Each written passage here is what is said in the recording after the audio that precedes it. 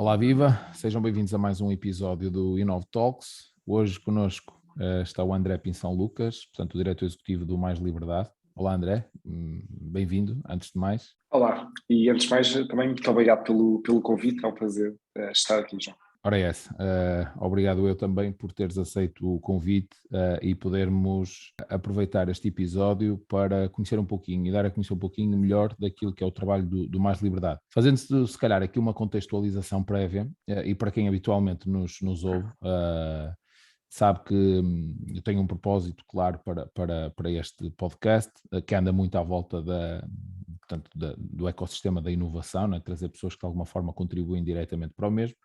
Este é um episódio que se calhar sai um pouquinho desta linha, aparentemente, mas também, por outro lado, encontro aqui alguns temas que de alguma forma me parecem que vão que de alguma forma também estimulam este mercado de forma indireta, ou seja, o contexto de inovação, ou o conceito de inovação, a inovação em si não é propriamente um tema fechado, não é? Portanto, é um tema que tem uma contextualização um pouco em função do modelo de sociedade em que vivemos.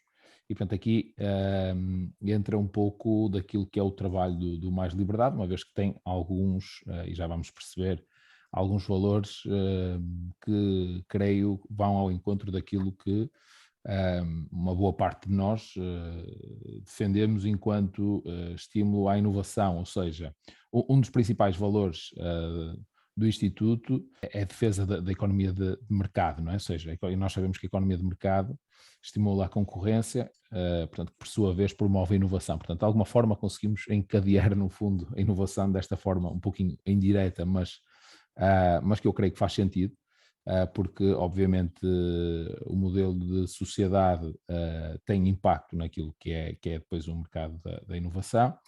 E depois, um dos outros valores que é profissional por estes dias, um tema caro, um tema que nos é caro a todos, que é o valor da liberdade, pareceu-me no fundo que é um momento adequado, também pelo facto do Instituto ter feito recentemente um ano, e uma vez que eu tenho acompanhado o seu trabalho, parece-me que há aqui, que tem havido neste ano um excelente trabalho, sobretudo na divulgação e na literacia, mas o André já nos vai explicar exatamente o que é que têm feito, mas eu tenho sentido sobretudo que têm sido disponibilizados à sociedade em geral algumas matérias, alguns dados que até agora não eram pelo menos de uma forma que estivesse tão disseminada como está ao dia de hoje, como o Instituto o tem feito. Portanto, isto para dizer que, se calhar, provavelmente o foco hoje não será de uma forma tão direta na inovação, mas sim perceber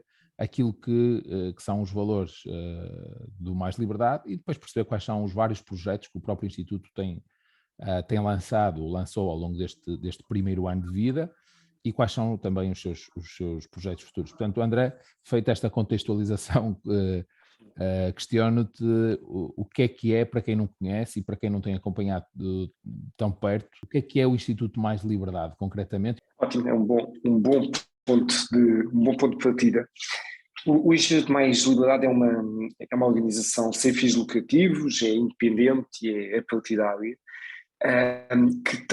que nasce num contexto em que temos um país que está praticamente estagnado há 20 anos, que se reflete na estagnação também de salários, na qualidade de vida das pessoas, onde também temos uma opinião pública algo desinformada e onde se ignora algumas destas razões deste atraso económico português, onde se nota também alguma falta de literacia económica e financeira, e até há uma maior capacidade de escrutínio por parte da comunicação social do que são as decisões políticas e as decisões que nos afetam mais.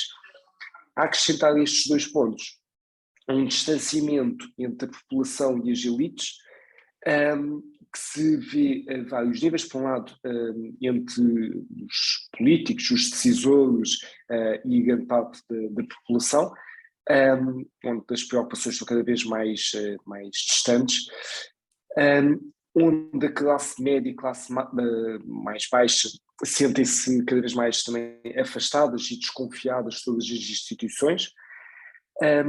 E este gap que falo verifica-se também a outros níveis, como até numa perspectiva regional, porque temos um país algo centralista e onde perdemos um pouco a noção do que é a realidade de outras regiões do país, onde alguns destes problemas que eu refiro são ainda mais vincados, os salários ainda são mais baixos, a economia ainda, ainda está mais estagnada, etc. Isto tem-nos levado ao longo dos últimos anos para insistir e repetir as mesmas soluções, que naturalmente não dão melhores resultados, dão os mesmos, às vezes ainda piores. Contudo, esta frustração que se vai acumulando na sociedade, frustração dos jovens que cada vez mais o único destino que têm, se quiserem alcançar a independência financeira mais cedo, é emigrar. Jovens esses que hoje em dia, por cada ano de escolaridade adicional, o incremento salarial é muito inferior do que tiveram os seus pais ou os seus avós, isto perante a geração com mais escolaridade de sempre, onde temos estudos em que mostram que 1/3 dos jovens, se tiverem a oportunidade de emigrar, desejam emigrar, que mais de metade dos jovens não se sentem realizados no seu trabalho, 70% de jovens recebe salários abaixo de 950 euros. É um contexto, eu refiro muito os jovens, e não é por acaso, porque os jovens são a nossa esperança no futuro e é aí que a sociedade pode ou não mudar.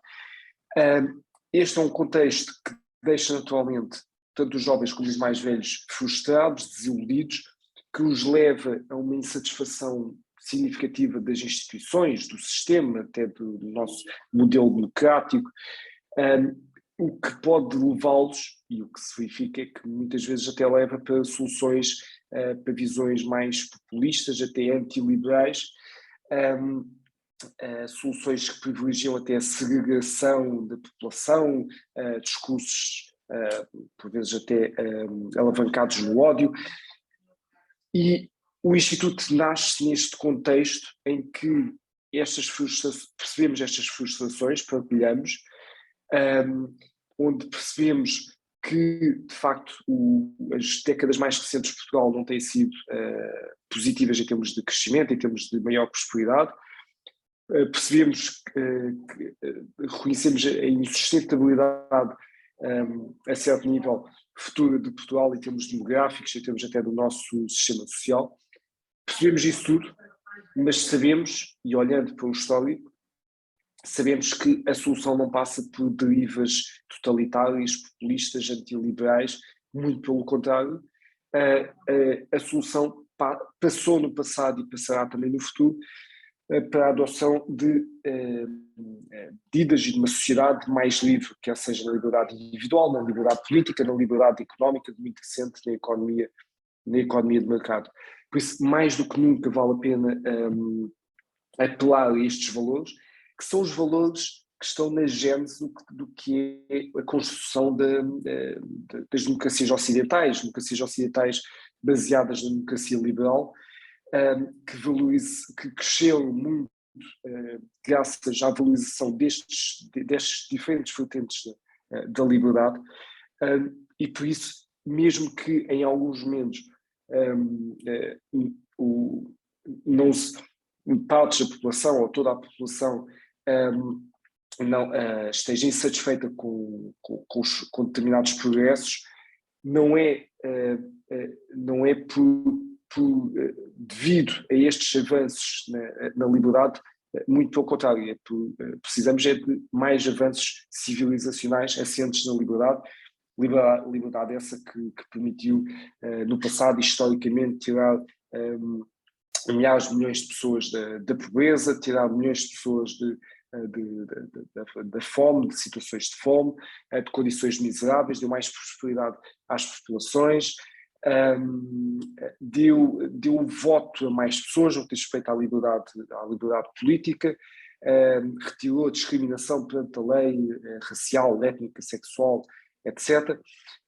E no que diz respeito à economia de mercado, curiosamente, enfim, nós estamos neste momento já numa fase mais tranquila, ou a ultrapassar a pandemia que nos assolou nos últimos 2 anos, e a solução passou mais uma vez pela economia de mercado, porque foi uma solução assente na vacina essa que surgiu porque temos economia de mercado, porque temos liberdade económica, e porque houve agentes de mercado que consideraram que havia oportunidade de desenvolver uma vacina, naturalmente com os seus interesses também de lucro e de receitas, mas é essa dinâmica que nos tem permitido crescer e desenvolver.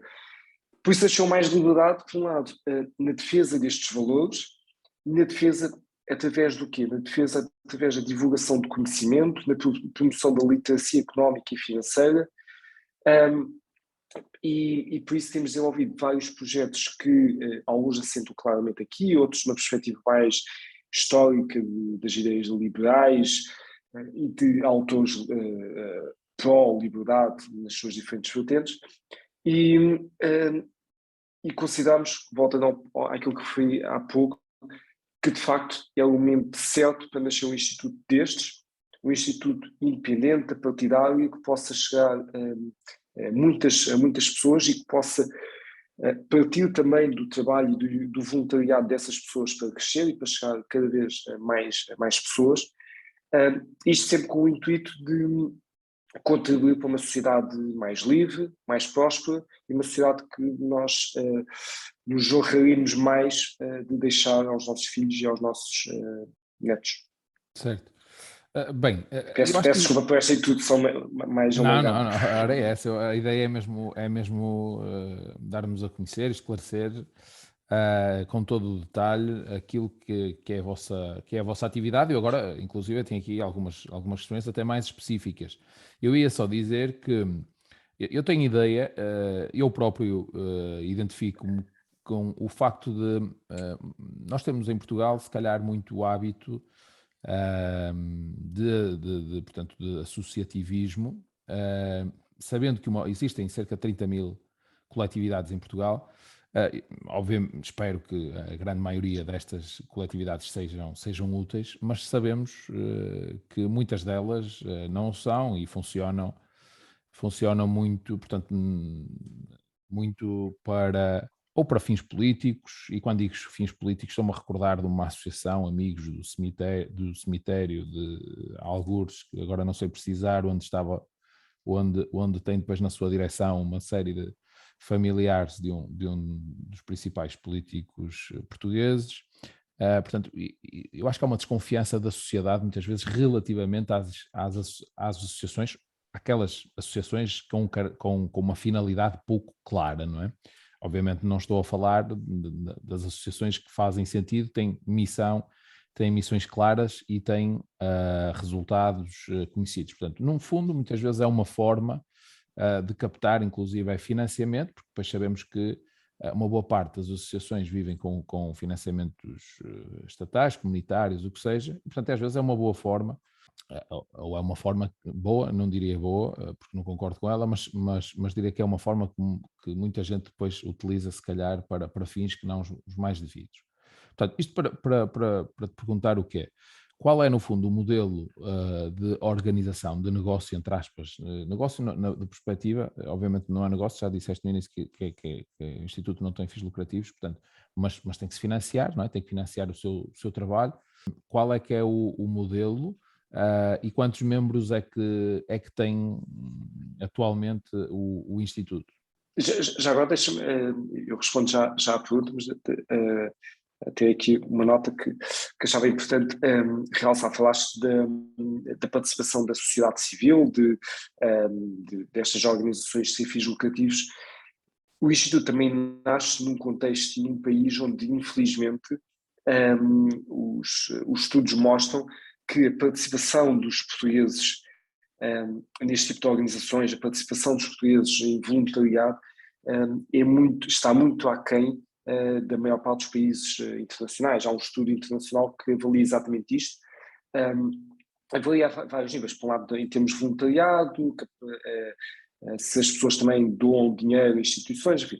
E Portugal fica habitualmente muito mal classificado, mas lá pelo fim da tabela, a nível internacional, é dos países em que menos pessoas, principalmente entre países mais desenvolvidos, menos pessoas praticam voluntariado, por exemplo, e é algo, confesso, que me preocupa, porque o papel, temos enfim, uma sociedade sempre uma parte pública, uma parte privada, e a parte social, este terceiro vértice é essencial, e há provavelmente pouca cultura em Portugal, sobretudo quando comparamos no outro extremo temos a cultura anglo-saxónica, onde a participação e voluntariado e a capacidade de doar dinheiro para instituições, etc., é muito diferente, faz parte muito mais da cultura. É verdade que tem também uma economia mais pujante, o que permite, mas no que diz respeito ao voluntariado, enfim, o voluntariado não custa dinheiro, é uma questão também cultural, de facto. E a pena é importante, e também esperemos que o Instituto desempenhe esse papel de puxar um bocadinho pela sociedade civil para participar mais. Eu espero que surjam outras organizações do estilo do Instituto Mais Liberdade, com vertentes, se calhar, até posicionamentos ideológicos, ou como queremos chamar, até ligeiramente diferentes, mas é positivo que surjam, que a sociedade se veja representada por outras organizações, que se associe, que ajude, e esperemos que surjam por isso mais. Respondendo à questão, o nosso financiamento vem maioritariamente dos nossos membros.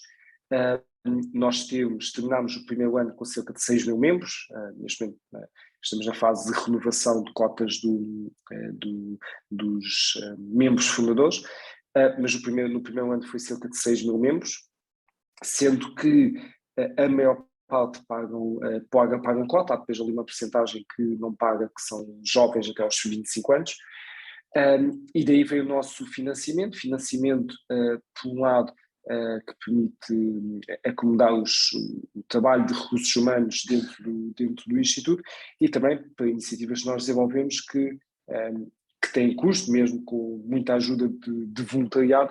Há muitas iniciativas que têm naturalmente custos, e esse financiamento serve por isso, para conseguirmos continuar a cumprir a nossa missão.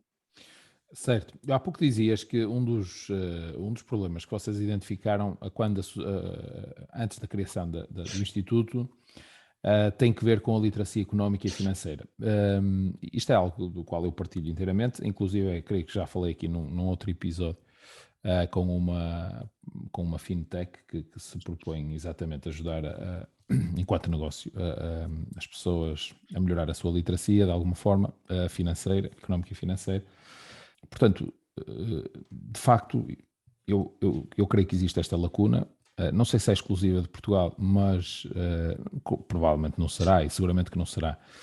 No entanto, temos bastante menos literacia nestes pontos do que outros países, e provavelmente a origem disto, na minha opinião, está na falta de existir algo concreto no plano curricular dos alunos desde cedo. Portanto, quando digo desde cedo, as próprias escolas não contribuem para isto, pelo contrário, não contribuem de forma positiva, pelo contrário, não é? E sabemos que todos nós, mais cedo ou mais tarde, ou todas as crianças um dia irão gerir algo, nem que seja o seu orçamento familiar, não é?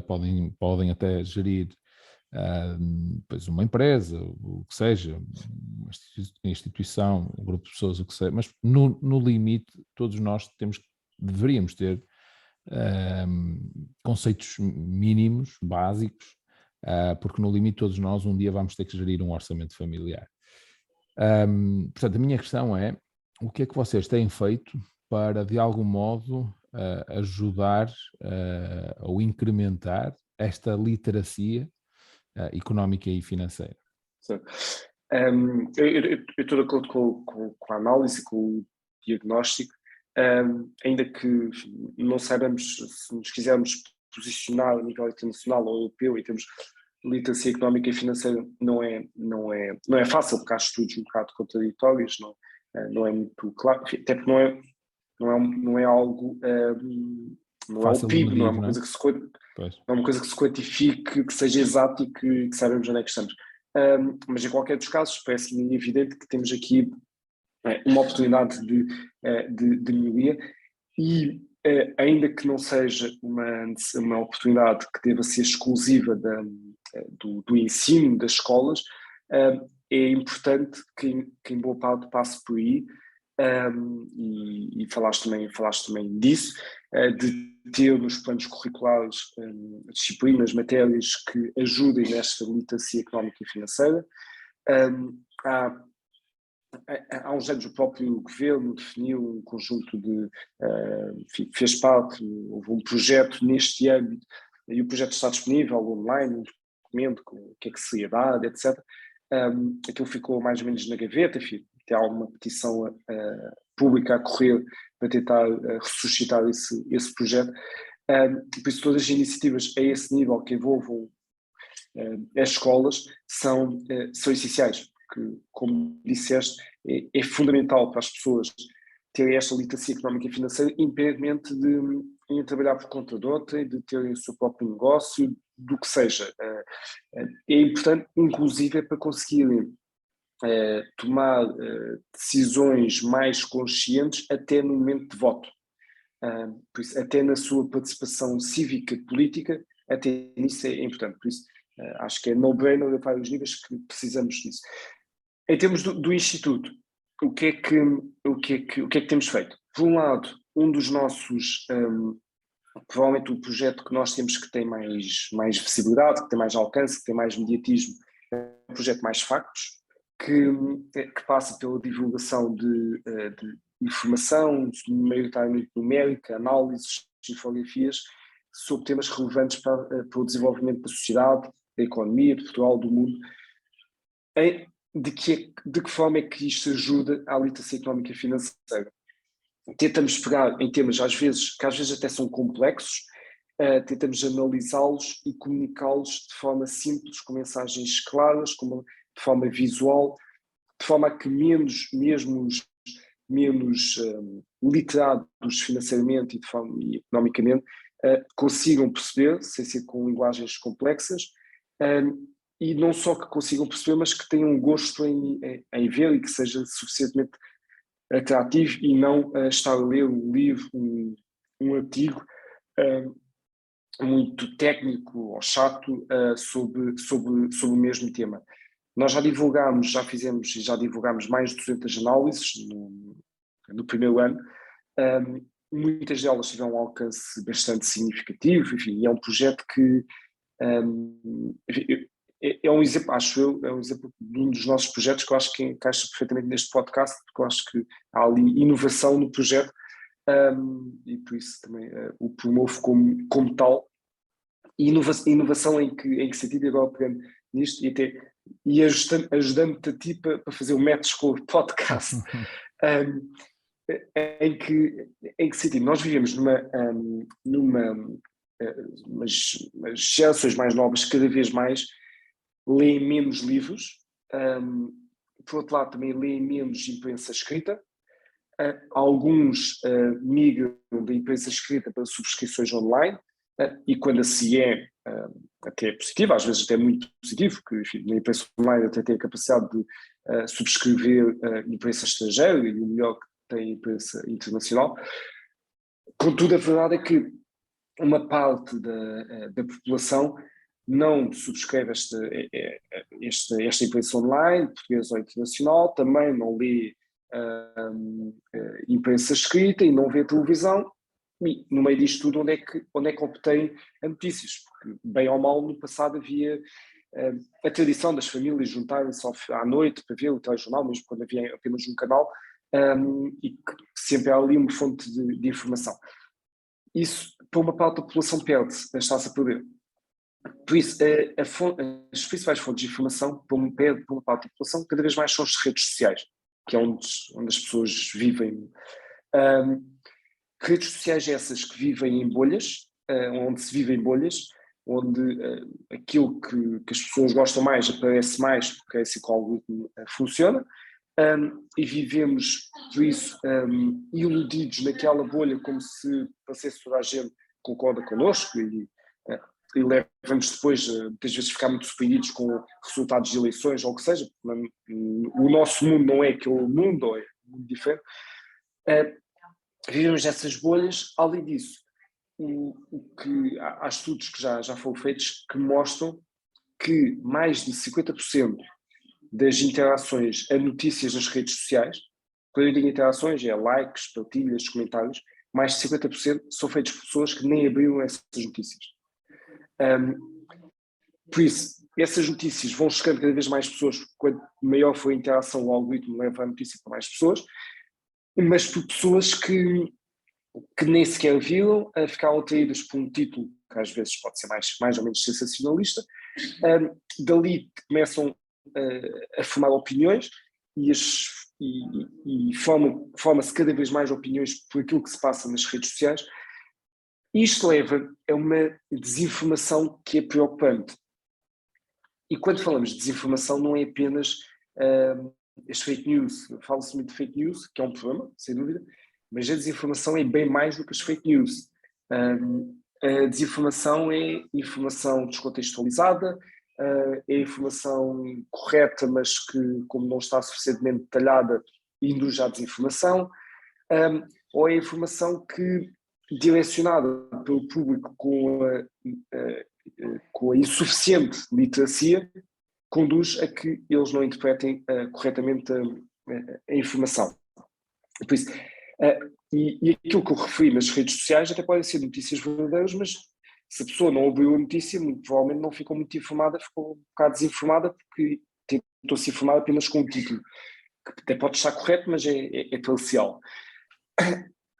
Este é o contexto em que vivemos, as pessoas não abrem os links, vão formando opiniões com aquilo que se passa. O que é que eu pensei para colmatar isto, e daí surgiu o Mais Factos. Precisamos de uma forma de divulgar conhecimento, informação, análises numéricas sobre temas relevantes que cheguem de facto às pessoas e que não cheguem de forma parcelada. Por isso, Mais Factos são imagens que não precisam que a pessoa clique, por isso não tem esse problema da pessoa ter de clicar para outro sítio, não, está lá tudo. Com um título sucinto, mas que fica logo alguma coisa na cabeça, tem logo o gráfico que é visual e que serve para transmitir informação desde da pessoa mais literada, doutorada, o que seja, à pessoa menos literada. A comunicação é simples, mas mantendo sempre o rigor.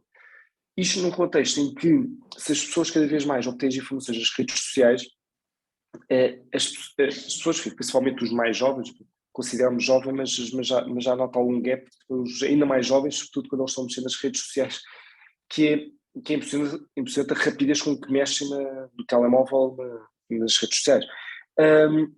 Por isso, o conteúdo para chegar tem de ser um conteúdo que, nos milésimos de segundo que temos de atenção da pessoa, que seja suficiente para a pessoa, calma, deixa-me olhar, pelo menos mais 2 ou 3 segundos.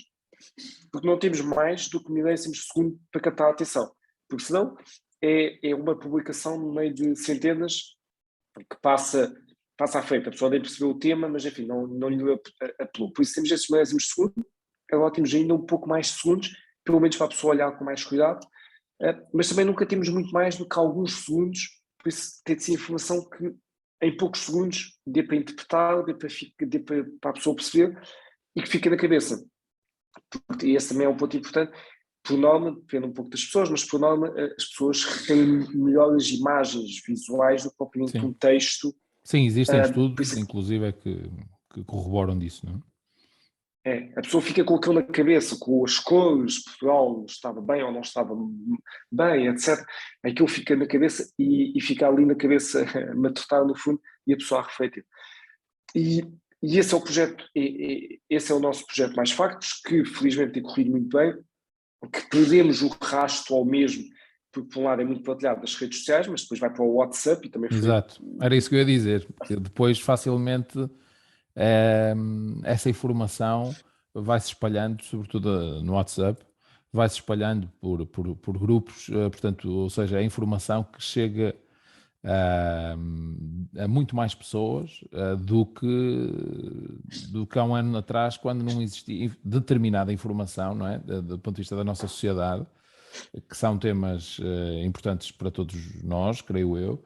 É isso que eu sinto, ou seja, que de há um ano para cá há muito mais conteúdo com dados concretos e visuais a ser partilhado. Ou seja, no fundo, aquilo que estás a dizer é, ok, nós identificamos que hoje em dia as pessoas, a nossa atitude perante a informação é muito fugaz, não é? Ou seja, nós se calhar vemos, em vez de lermos 2 notícias de início a fim, vemos 10 títulos e, portanto, no meio desses 10 títulos, algum deles, algum ou mais, será seguramente sensacionalista. Portanto, perante isto, nós decidimos inovar na abordagem, não é? E transformar essa informação ou adequar a informação que já existe e transformá-la numa forma mais visual, que no fundo aproveita ou se adequa, porque não vamos conseguir provavelmente mudar as pessoas e esta forma de consumir informação, não é? Então temos que adequar a informação à forma como as pessoas a consomem hoje. E, portanto, aqui está a questão, a abordagem inovadora, no fundo, deste projeto do Mais Factos, não é? E que eu pessoalmente também vejo que é aquele que mais é difundido, digamos assim, seja, como dizias, seja nas redes sociais, seja nos WhatsApps, inclusive é nas últimas eleições, exatamente, mais do que um partido, reparei que mais do que um partido, ou seja, e há pouco falavas da questão partidária, portanto, mais do que um partido utilizava dados do Mais Factos em debates, portanto, isso mostra que, de facto, concordantes ou não se concordantes, os dados estão lá, depois é uma questão de cada um discutir, portanto, mas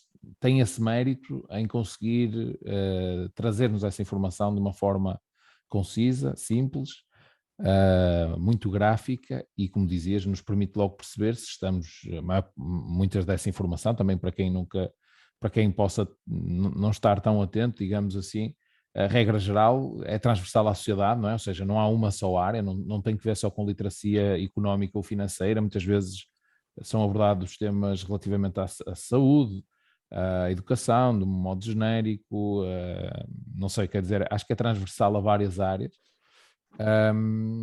E geralmente posiciona-nos enquanto país, ou depois depois há temas que são em função, são regionais, não é? Por exemplo, recordo-me um dos projetos que creio que foi antes das autárquicas, que foram os salários médios, não é? Porque não só os salários médios, havia uma série de indicadores e que sim.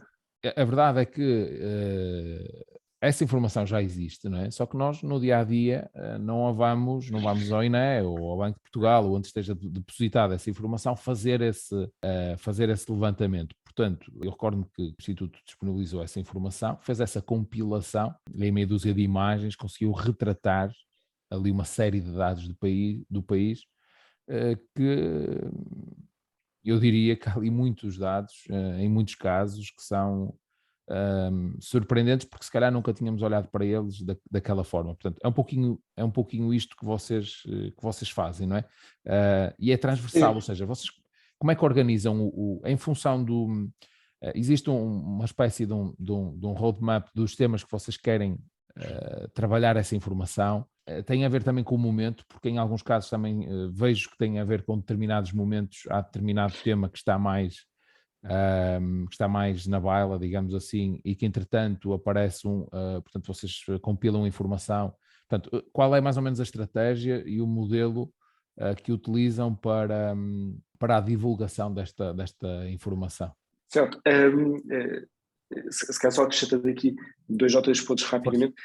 Eu tocaste num ponto importante que é, como eu referi, as pessoas cada vez leem menos, etc.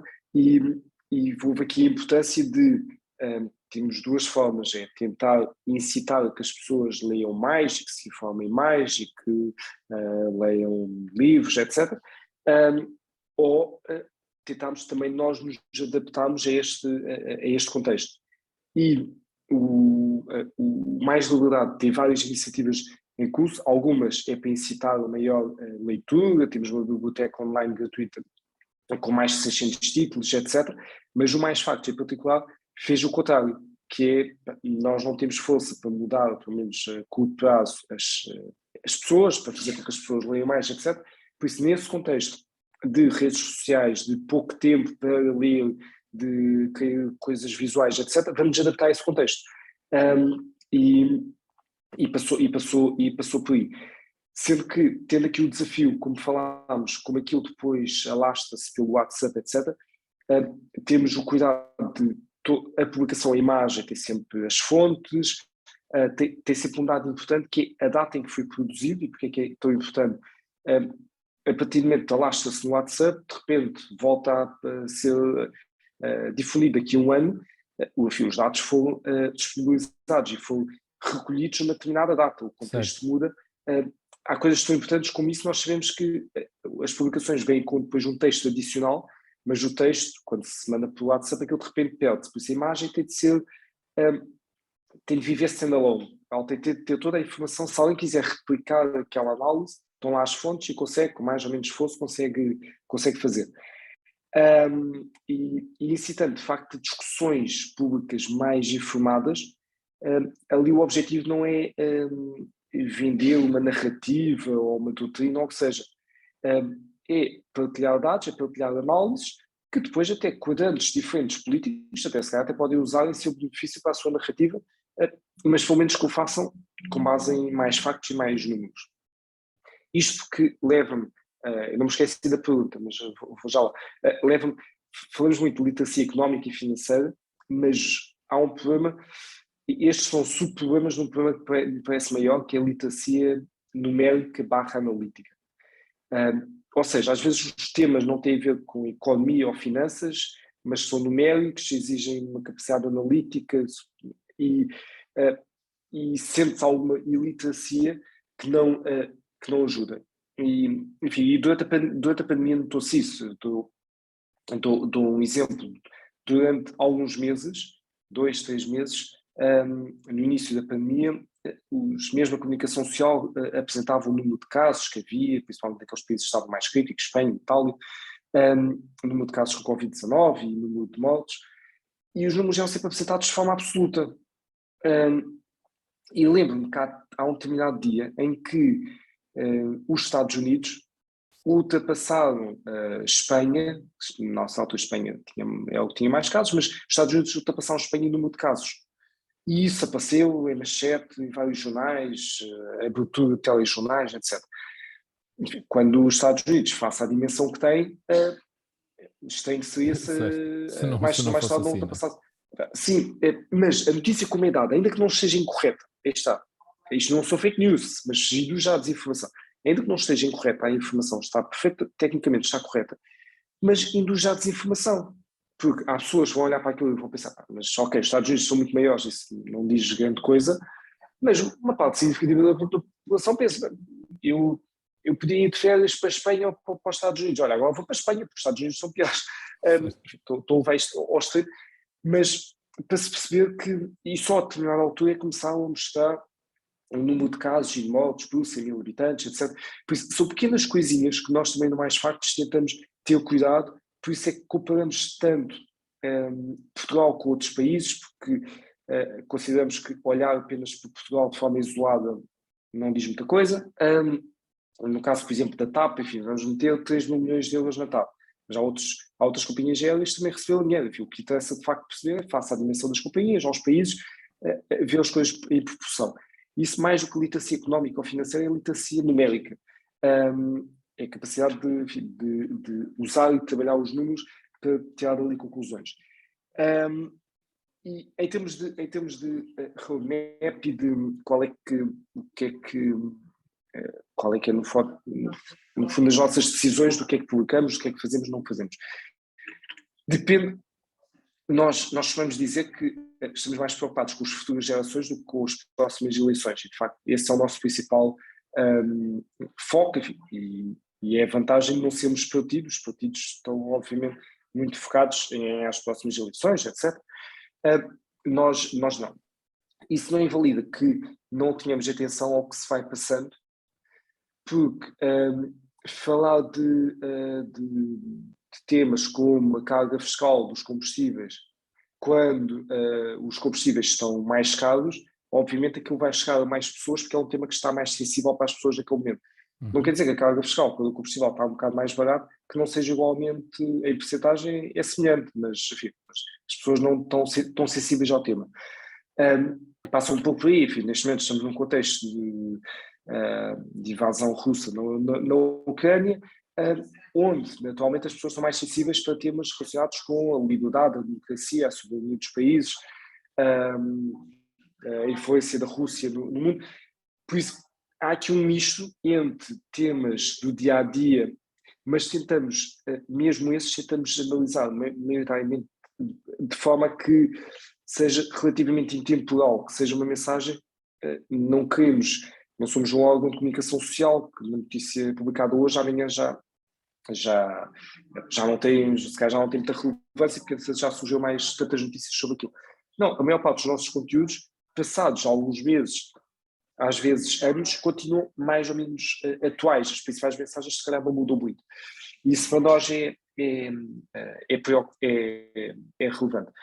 Por isso, vamos inspirando dessa forma, sendo que, como a equipa é pequena, o que acontece é que eu vou tendo ideias, vou vendo com base nas notícias, com base em coisas feitas internacionalmente, estudos da OCDE e outros estudos, e vou apontando ideias, sendo que aquilo que publicamos é muito, muito menos do que as ideias que vamos tendo, porque infelizmente não conseguimos produzir tudo o que gostaríamos, mas vamos listando e vamos aproveitando determinados momentos-chave em que achamos que um determinado tema vai suscitar mais discussão, mais interesse, e vai por isso chegar a mais pessoas.